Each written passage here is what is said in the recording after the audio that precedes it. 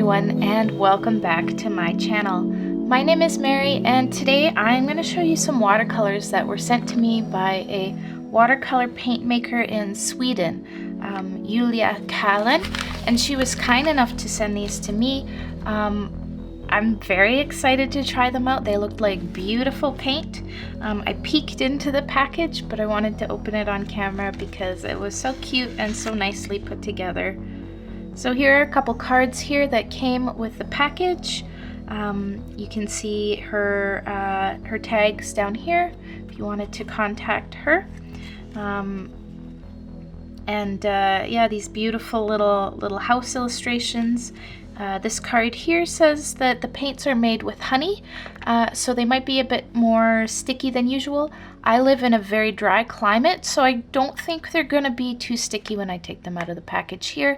Obviously, they've been through a lot of different climates to get here from Sweden, but they've been sitting on my desk for a while, so they should be fairly dry. We'll see how they come out of the package, but if I'm having trouble, I'll pop them in the freezer.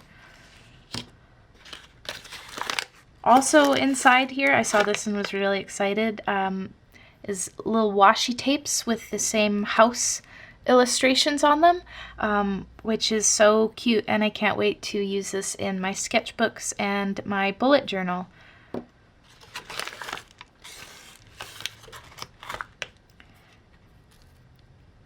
I do hope you will like them. Well, I'm sure I will. Here's a little dot card here of a color called Felix Felicis. Beautiful color, really nice dot card too. I'll definitely try that along with the rest. Beautiful. There's also a sticker in the package, a unicorn donkey. That's the cutest thing. And then we're getting on to the actual paints. And look how beautiful this is. How they're packaged so nicely. And honestly, it feels like a shame to unwrap this because it's so nice. There's a little leaf on it, some old book paper with a beautiful typeface on it. So cute. And it feels like they're actually in a little tin as well. Oh man, I'm spoiled.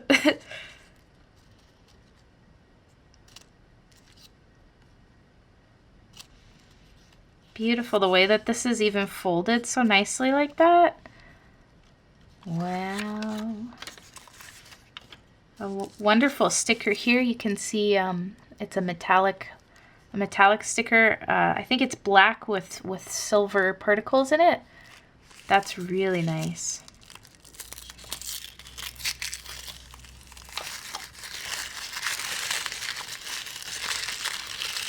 And here they are.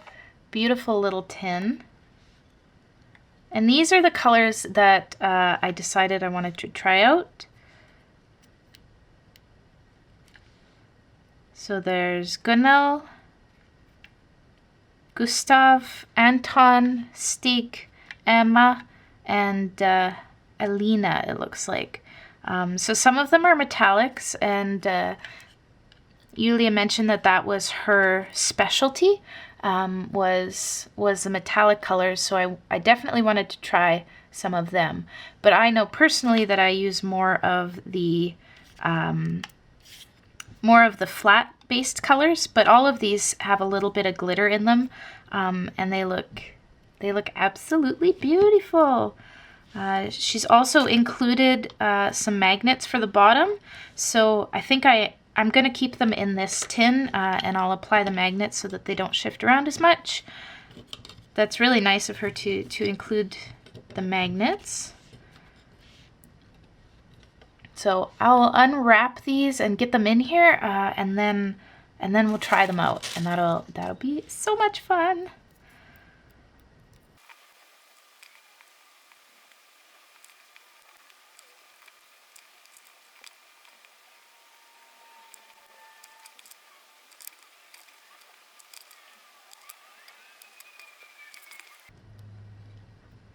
Alright, so here we have the palette all put together.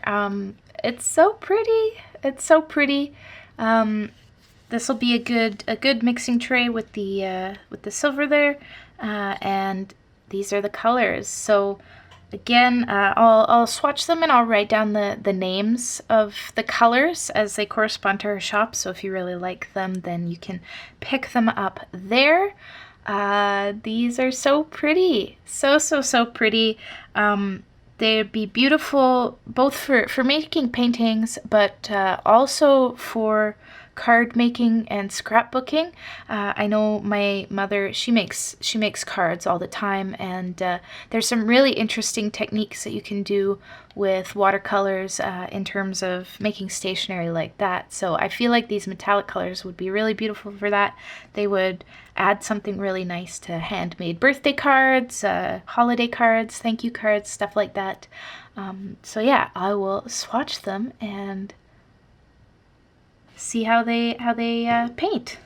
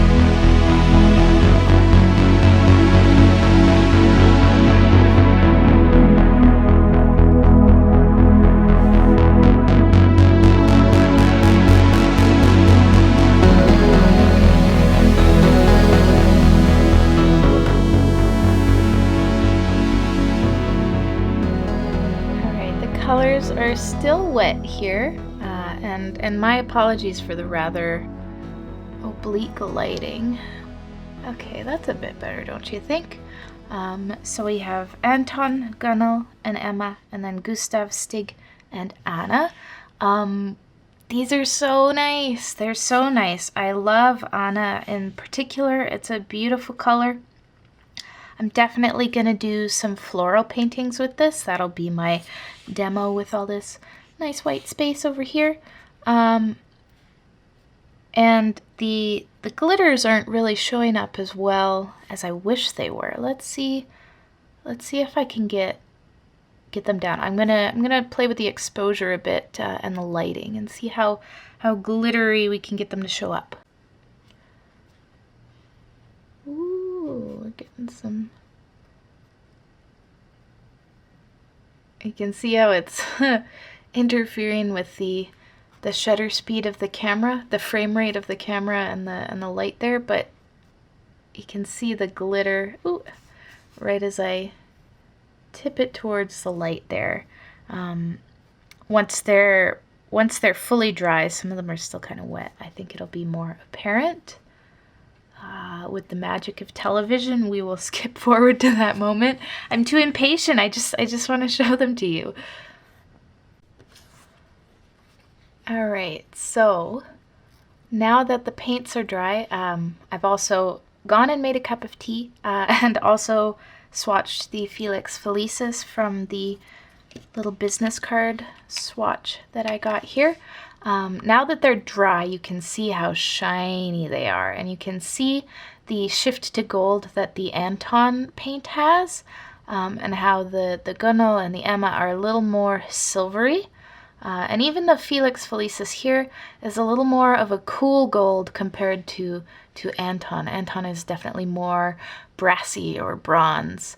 And these are totally dry, I promise, but they look so shiny, wet, and beautiful. Whereas you can see that the Gustav, Stig, and Anna are not shiny at all. Yeah, they're beautiful. They're so nice. So I'm gonna zoom out and paint some tulips with them, because I love painting tulips with a big round brush. And they won't take me very long, so I will leave them in real time, and I guess talk you through them or play some music. We'll see how it goes here. I'll start with the stem first. That's usually how I like to do it. And how I'll do like a whole field, like a field of beautiful little tulips. So I do the stem, and then I take the brush and I sweep it down to make the shape of the leaf, just like that. So you're gonna want like a nice big juicy brush for that, if you do want to try this technique. And then while it's still wet, if you want to put some other colors in, I do it that way, wet into wet, so that they can blend all nicely together. I'll get some of that Gunnel as well. Stroke that up there. And then you can see here that this paint actually lightens a lot when it is wet, compared to when it dries. So just something to be aware of, but I think that's lots of fun. It sort of makes it feel a little more like alchemy or something. And we'll drop some glitter in there. It's probably a bit too much water. Just suck some of it out of there with my brush. Pop some glitter in the petals there.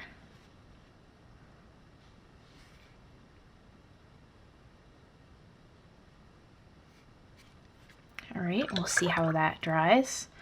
I don't know if you can see, but I'm holding my pinky super weird.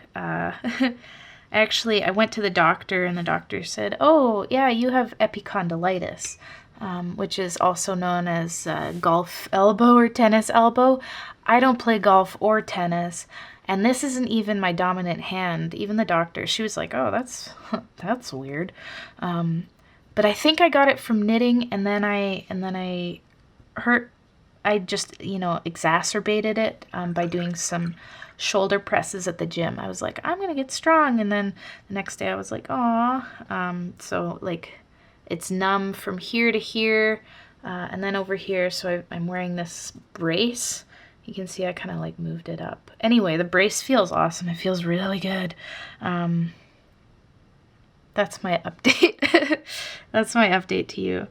Yeah, it's just a bit of nerve irritation. Like, it's nothing that bad.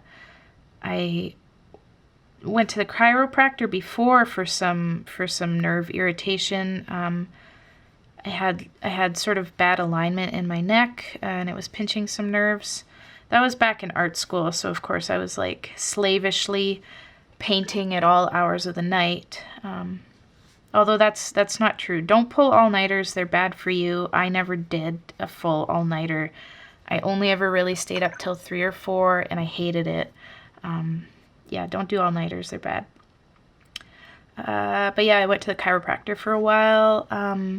But I find now that, like, just being mindful of my posture and going to yoga sometimes, or just doing yoga poses at home, or even at my desk, like, I haven't really had a big problem with that anymore.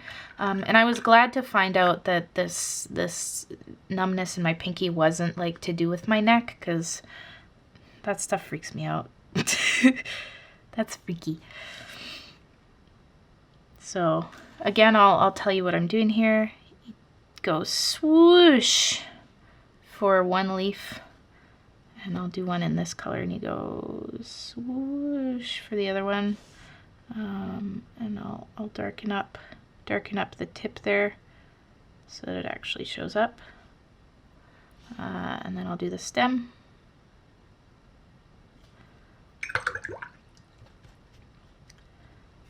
And then I do the petals at the top.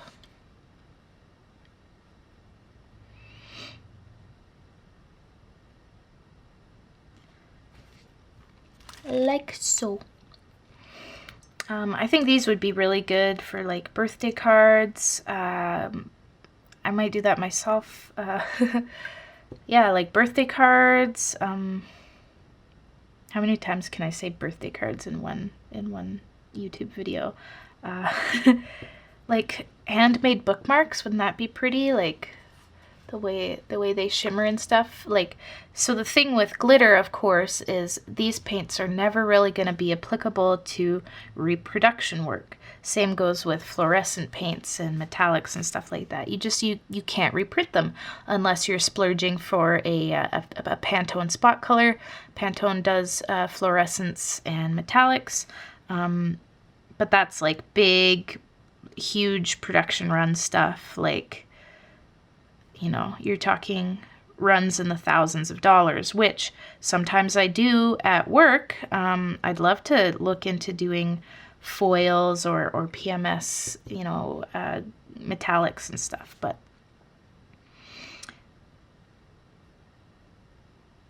in terms of producing stuff on a smaller scale, like a small business scale, or a side business scale, which is probably how my stuff counts in terms of what I'm like producing myself, you're not going to get glitter unless you hand embellish it. So this is good for hand embellishments and good for stuff that's meant to be held and touched and kept in person. So cards and bookmarks and little trinkets and gifts and stuff like that.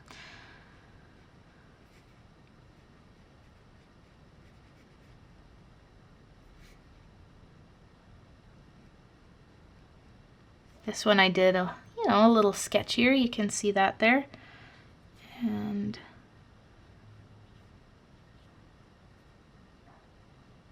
yeah, I like to do just, the fewest strokes possible. It gives them life, and it's also like it's less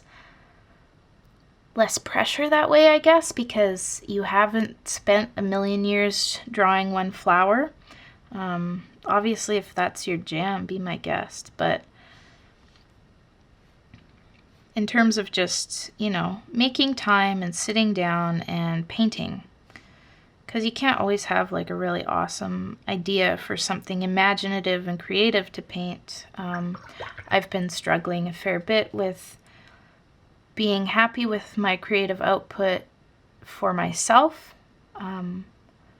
My creative output for work is fine. Like work, I have deadlines, so I can perform and produce and whatever. But as for the stuff that I like, what do I want my art for me to look like? I don't know right now. I had a couple of bad days this week just with the ye old depression.